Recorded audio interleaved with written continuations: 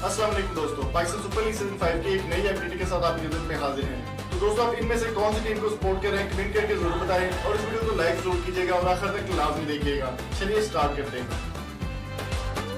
अस्सलाम वालेकुम दोस्तों, अगर आप क्वेटा ग्लैडिएटर्स के फ़ैन हैं और शेन वाटसन के फ़ैन हैं तो इस वीडियो को जल्दी से लाइक कर दें। हम बात करने वाले शेन वाटसन बहुत ही शानदार बैट्समैन हैं और इस वक्त वो PSL सीज़न 5 में कराची किंग्स का हिस्सा बन चुके हैं और उनके साथ हम बात करेंगे पाकिस्तान में स्विंग के सुल्तान वसीम अकरम के हवाले से।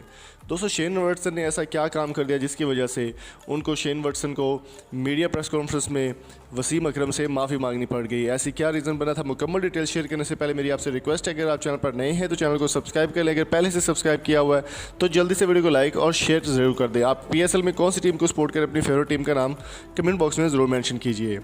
दोस्तों, ऑस्ट्रेलिया में लगने वाली आग के बाद एक मैच, खैराती मैच जो है वो रखा गया जिसमें शेन वाटसन ने भी हिस्सा लिया, वसीम अकरम ने भी हिस्सा लिया और काफ़ी सारे players, Ricky Ponting, Shane Warne और बड़े बड़े प्लेयर्स ने हिस्सा लिया। अगर बात की जाए वसीम अकरम की तो वसीम अकरम उस मैच में मौजूद थे और शेन वाटसन ने वसीम अकरम को 3 छक्के मार दिए थे, आगे पीछे ऊपर नीचे 3 बॉल्स पर 3 छक्के शेन वाटसन ने खैराती मैच में वसीम अकरम को मार दिए।